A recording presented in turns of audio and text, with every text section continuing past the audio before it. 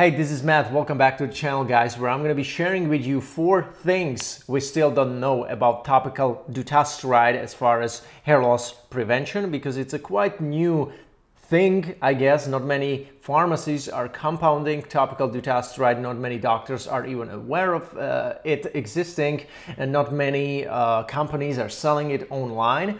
And that's why I think this video can be very important to all of you guys who are maybe not seeing results with finasteride, oral or topical, and are considering the dutasteride upgrade. So make sure you stay tuned until the end of this video. Before we start, this video has been brought to you by GoFiber, which are hair building fibers you can use to mask any thinning, any patchy areas on your scalp to make your hair look thicker and better. So make sure you check out the link in my video description below, where you can visit GoFiber, get a free sample of your choice from them, and try them out. Guys, welcome back to the channel. Once again, this is Matt, and you're watching my hair loss and hair transplant related channel, where I talk about these topics all year round. So if you are new and you have never seen any videos on my channel so far, make sure you subscribe right now to stay up to date with current treatments, hair transplants, hair loss management stuff, and so on.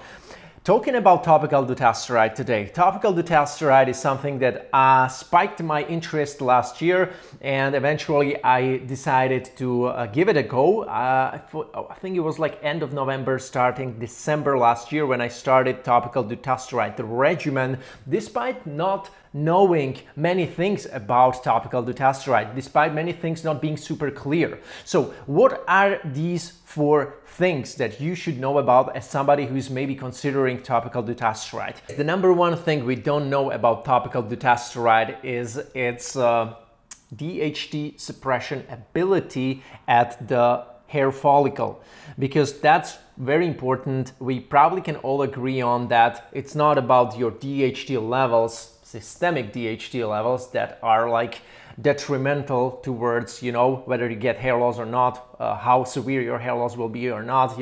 In fact, they found out that the DHT levels of individuals who have hair loss and don't have hair loss are not that different, systemic DHT levels, but the scalp DHT levels are always elevated in individuals with hair loss. Until now, unfortunately, I wasn't able to find any study which would be evaluating the DHT suppressive effects of topical dutasteride in the scalp. I have seen guys getting different formulations of topical dutasteride from like companies selling it online without you needing a prescription. I've seen guys getting topical dutasteride from compounding pharmacies, and I know it's working, okay? We just cannot tell how much of the DHT is being suppressed topically. We could maybe assume that something similar will happen as it was the case between oral finasteride versus topical finasteride, like in this study, which found out about 50% DHT scalp reduction with oral finasteride 1 milligram, but also topical finasteride roughly 0.1%. So if we assume the same with dutasteride, and we know that dutasteride is able to inhibit DHT by roughly 90% systemic if you take it orally, probably if you apply it topically, it should also inhibit the DHT in the scalp by about 90%. But again, this hasn't been done. This hasn't been proven by doing scalp biopsies before and after topical dutasteride treatment. So that's one thing I want you to know, that we don't know. Number 2, side effects. Systemic side effects of topical dutasteride are also unknown, not just because of the lack of data, obviously, but because it hasn't been like tried by many guys compared to oral dutasteride. Like oral dutasteride has been here since like 1990s. It has been approved for treating benign prostatic hyperplasia by the FDA. It was approved in 2001, so it's like almost 20 years. In South Korea, in Japan, oral dutasteride 0.5 milligram has been approved for treating hair loss even.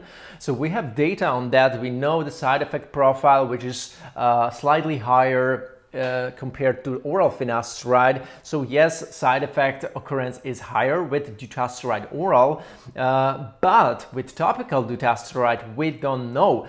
Why I think it will be less than oral dutasteride? Simply because the molecular weight or molar mass of dutasteride molecule is 528 gram per mole, or Dalton. This is another term for the unit. With finasteride is, for example, 372 grams per mole, or 372 Daltons. Now, there is this 500 Dalton rule, and it states that for a substance to be able to cross the skin barrier, it must have a molecular weight of fewer than 500 Daltons.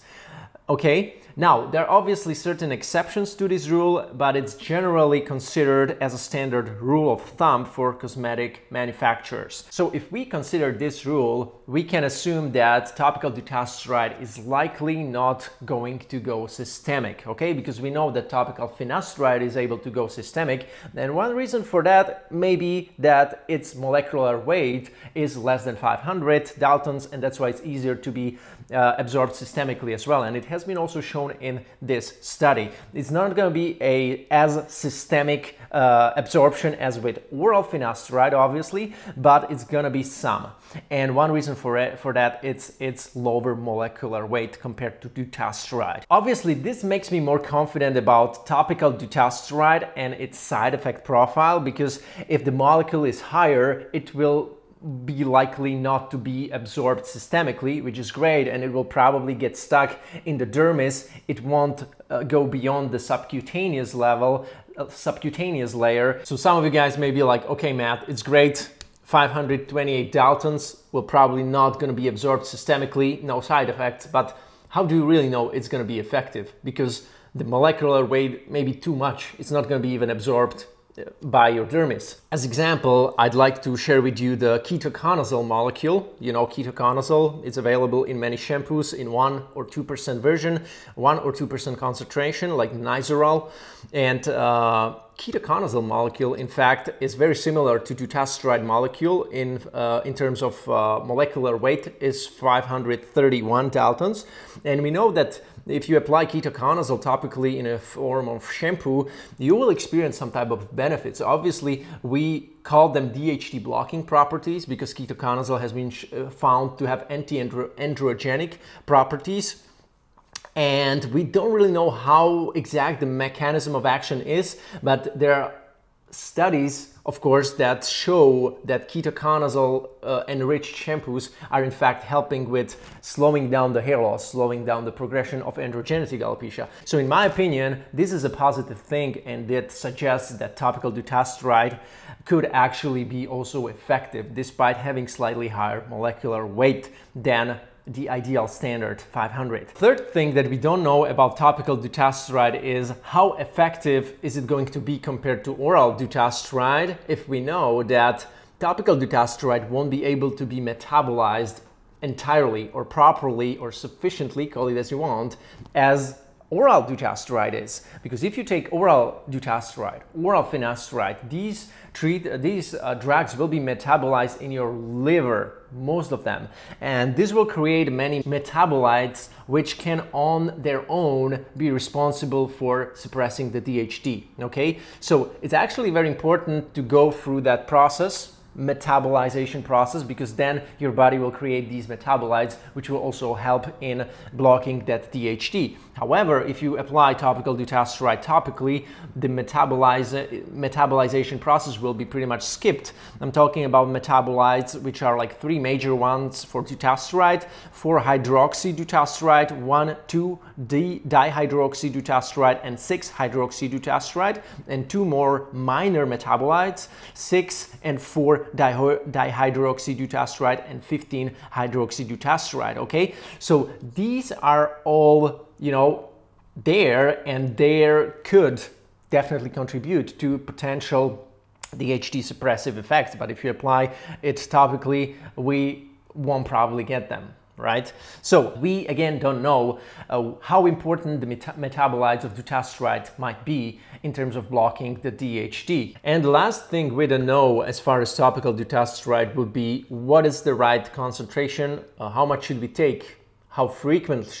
frequently should we dose it? We don't know exactly. It hasn't been standardized because it's not FDA approved, and anything which is not FDA approved will have all these question marks, and you need to kind of tweak it yourself. You need to ask several doctors for advice. You need to ask some other guys for advice who maybe got no side effect from it and seem to see some results from the treatment, and based on that you kind of create your own protocol.